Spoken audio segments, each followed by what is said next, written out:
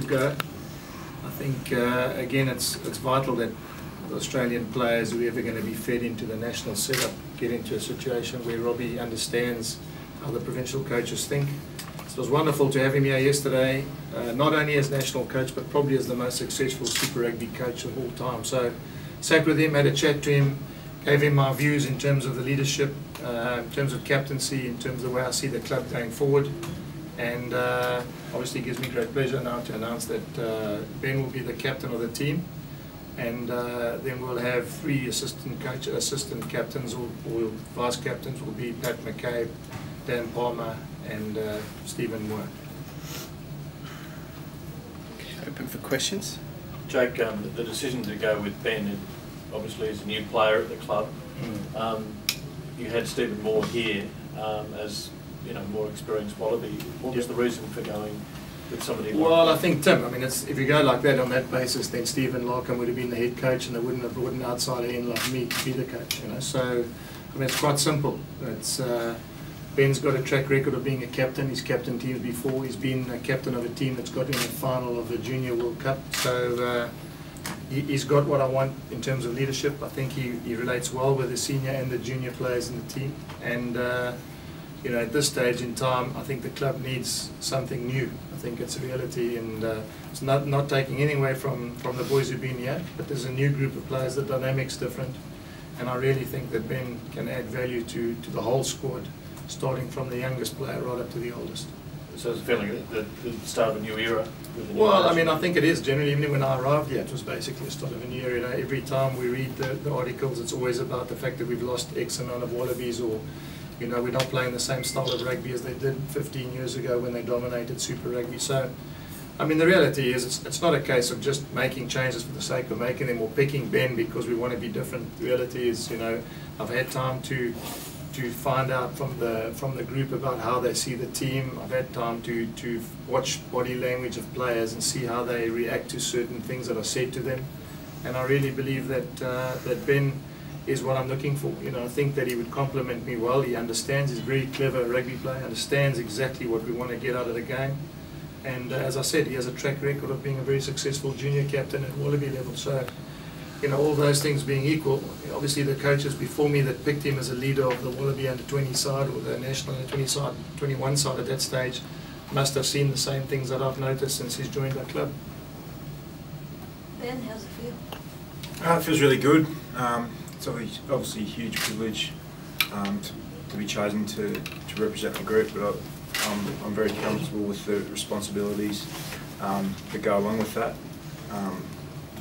I'm like Jake, I've got a huge self-belief in what we're doing here and the players that we've got, that we can be successful this year, let alone worrying about future years. So, we're definitely both on the same page there, and I think we're going to do some pretty good things this year.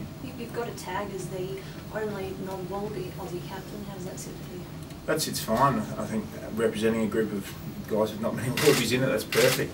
It's been a huge strength of ours that we've had the ability to get through together in June earlier last year. We don't feel new. We've been together for 8-9 months now. A lot of the combinations that we've built through that period have held us in good stead. We've got good transfer over the structures that we've put in place throughout our trial matches, and now it's just about making sure we convert that into points. Ben, given the calibre of colleagues who are up for the C next to their name as well, as we touched on earlier with the vice captains, were you surprised when Jake told you the news? I wouldn't say surprised. I felt extremely proud. And as you said, we've got really good support in around that. So it's not going to be as if I'm the one guy and that's the one voice. We need lots of voices. We need lots of leadership, and that's why we've got guys across those respective positions that we can drive that home with the guys. So it's not going to be about one voice each weekend. It's going to be about having 3 or 4 voices and making sure that we all move in one direction. Sorry, when were the team told? Yep, so we were told yesterday. This morning. Okay, so what can you take me through the reaction? How you told? Well, it's probably the same way I'm telling you guys. The reality is, it gives me great pleasure to say that Ben Mowen will be your captain. At the end of the day, I feel that he adds value to what I think you guys want to achieve. We'll have, as I said, 3 vice captains, which will be there as an opportunity to help you guys. That doesn't undermine the fact that Ben Alexander is not a vice captain. He's still one of the players we look up to, and we still talk to, and we still involve him. But I emphasise to everybody that I want everybody in the group to feel as though they can contribute to where we want to go to. So, you know, it's just in terms of the group. It's, and I said this when you said, well, you know, what did I say?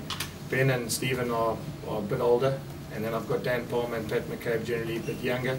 And I think that breaches the gap between where I want to be 4 years' time and where I think we need to be now. Been a great history of Brumbies captains. If you ever look at people like the Brett Robinsons of the world, George Gregan, so it's a fair tradition, isn't it? Yeah, it's a massive honour to be a part of this setup, and then to wear that jersey, and then obviously to represent the groups even greater. Very fortunate to have still Bernie and Greg's around to bounce ideas off. So. You know, we're more than aware of the history here and the expectations that go with that, and we're comfortable with that, and we know we've got a lot to live up to. Do you feel the need? Obviously the Canberra community very important to the Brumbies, and the Brumbies are very important to them, so it's a role that's not just confined to on the field, is it? Yeah, no, it's definitely not, and it's hugely important that we get the community involved. Part of the initiative that Jake presented to all the guys when we were recruited to come here was that we're going to be heavily involved in the community. We need that connection, and that's been a huge difference. As guys have moved down here to live now, they live in Canberra. Guys have bought homes. Guys are settled. They're in the clubs, in the community, and we want that connection back. You know, that's been a massive tradition with the Canberra sides that I've seen growing up. Is that real supporter-driven base that they have, and that's got to be our strength at Canberra Stadium. We need that back. Good. Thank you. Thanks, guys.